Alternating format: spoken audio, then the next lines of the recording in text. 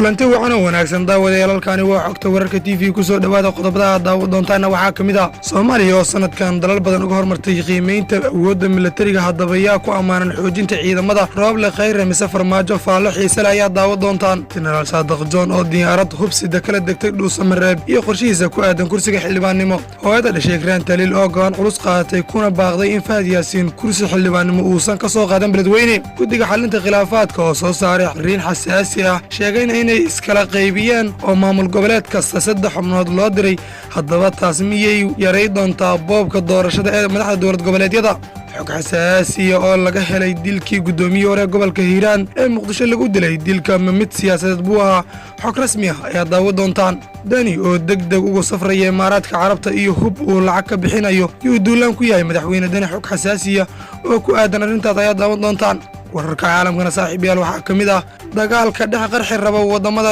Ruushka iyo Ukraine qodobadaas iyo qodobo kale ayaa dalkan ku daawad doontaan ee marka hore YouTube-kan subscribe gambalaalkana furo maanta waa xad aan ku bilaabay majalada online-ka ee Global Firepower ayaa dhawaan soo saartay liiska ay sanad walba ku soo bandhigto xogta ku saabsan awoodda military ee dalalka caalamka Soomaaliyana ayaa u muuqata in sanadkan 2022 ay saameysay isbedel marka si guud loo eego waxaa sidii caadada ahayd liiska ka kooban 140 wadan ugu sareysan Mareykanka halka ay ku xigaan dalalka Ruushka iyo Shiinaha ilaa laga gaarayo 10 kaalmood ee ugu horeeya waxa ugu sii xiga India, Japan, Kuuriyada Koonfureed, Faransiiska, Britain, Pakistan iyo Brazil 10 kaalmood ee ugu horeeyay isbedelka kaliya ee ka jira waa in Pakistan ay sanadkan ka dulmartay Brazil oo sanadkii hore ka horeysay waxa kale oo xusid mudan in awoodda military ee Turkiga uu sanadkan hoos u dhac ku yimid marka loo eego liiskan waxaana ka kormaray laba dal oo uu ka sareyn jiray oo kala ah Masar iyo Talyaaniga Muqdisho hadii aynu soo laabano koox hubeysanaya degmada wadajir ee magaalada Muqdisho ku dilay gudoomiye hore gobolka Hiiraan Allah u naxariistay Cabdiraxmaan Ibraahim Macow marxuumka ayaa lagu toogtay banaanka masjidka salaada cisho ku soo dukaday sida ay dad goob joogaale u sheegeen xogta wararka TV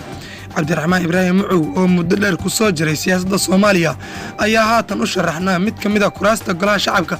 ee laga soo doorto gobolka Hiiraan marxuumka ayaa la soo shaqeeyay maxkamadihii islaamka ee marka talinayay koonfurta iyo bartamaha Soomaaliya sidoo kale gudoomiye ayuu marka soo noqday gobolka Hiiraan marxuumka Cabdiraxmaan oo caawa la dilay ayaa la sheegay in dhawaan uu Muqdisho ku qabtay munaasabad uu ku shaaciyay inuu yahay musharax u tartami doono mid kamid ah kuraasta baarlamaanka federaalka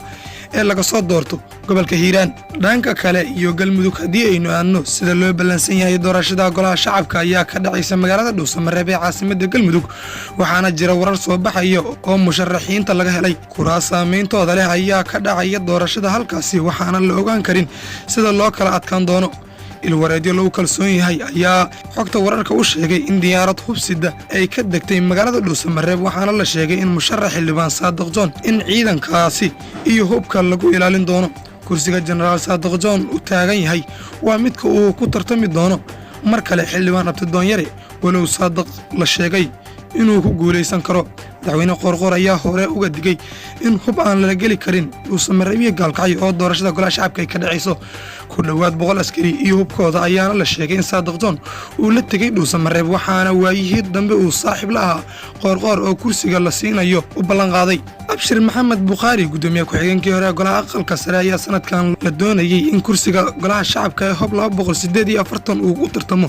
balse xogo soo baxaya ayaa la sheegay inuu General Saadiq John u tanaasulay Puntland hadii aynu anna madaxweynaha Puntland Saciid Cabdullaahi Dani ayaa habeeno ka hor la kulmay ganacsato iska lahayd hub ay dhawaan ciidamada booliska Boosaaso qabteen kaasoo xiisadii ka dhalatay ay sababtay in ciidamo xirtaan wadada isku xirta Gaalkacyo iyo Garowe Saciid Dani ayaa u sheegay ganacsatadan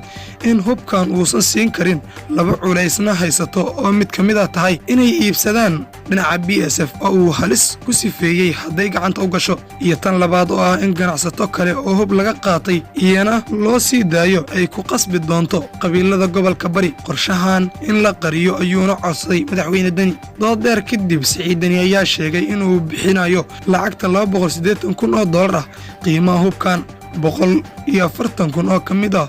uu maalmo kooban ku bixinayo inta kalena marka uu ka soo laabto safarkiisa dalka isutaga Imaaraadka Carabta uu bixin doono. waxaa qorshahan dhexdhexaadiye ka ah duqa ku-meel gaarka ah ee degmada Gaalkacyo iyo gudoomiyaha Burtiinle oo ay ganacsatada isku deegaan ka soo jeedaan. tallaabadan ayaa saameyn ku yeelan doonto ganacsatadii kale ee Boosaaso dhowaan hub looga qabtay kaas oo ku jira gacanta laamaha amniga. cadaadisna ku noqonaysa xukuumadda Dani oo doonaya inuu isku soo sharaxo madaxweynaha Soomaaliya ayaan la ogeyn qorshaha ugu dambeeya oo uu damacsan yahay xilli Imaaraadka uu ku tagi doono dhowaan safar lacag halkaasi laga soo siin doono ayaana la sheegay. hooyada dhashay Ikraan Taliil Faarax ayaa ku baaqday in beelaha dega gobolka Hiiraan inay u istaagaan ka hortagga Fahad Yaasiin Xaaji Daahir oo ku wajahan beledweyne. Qaali Maxamuud Guhaad ayaa sheegtay inaysan marnaba aqbali karin in beesha ay ka dhalatay iyo beesha gabadheeda ka soo jeeda in aysan ka indhaqarsan Fahad oo gabadhoodii dilay haddana xildhibaannimo u doonto beledweyne. waxay hooyada dhashay Ikraan Taliil dalbatay in laga dhiidhiyo arrintaas oo beeshooda isku duubin muujiyaan kana hortagaan qorshaha Fahad. sidoo kale waxay Qaali Guhaad fariin u dirtay Jenaraal Abuukar Xaaji Warsame Xuud oo hadda Muqdisho ku sugan. wax laga xumaadana ayay ku sheegtay in gabadhoodii oo maqan uu haddana raadinteeda qayb ka noqon waayo. qodobka ugu dambeeya ee dibadda saaxiibayaal haddii aynu ogaano, Britain ayaa Sabtidii ku eedeysay Ruushya inay isku dayayso in hogaamiye taageersan ay madaxweyne uga dhigto Ukraine, iyadoo sheegtay in sirdoonka Ruushka ay la xiriireen siyaasiyiin hore ee reer Ukraine ah si qayb uga noqdaan qorshaha lagu qabsanayo dalkaas. wasaaradda arrimaha dibadda ma aysan bixin wax cadaymo ah oo ay ku taageerayso